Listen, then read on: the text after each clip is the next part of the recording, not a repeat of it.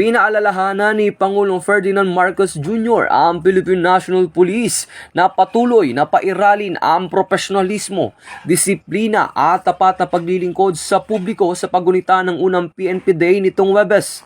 Sa kanyang video message sa selebrasyon ng dinaluhan ng humigit kumulang 200,000 pulis, binigyan din ng Pangulo na mahalaga ang kapayapaan at kaayusan upang mapanatili ang paglago ng bansa at tiwala ng mamamayan. Hinikayat niya ang mga pulis na pagiging disiplinado at serbisyong mapagkakatiwalaan ng komunidad.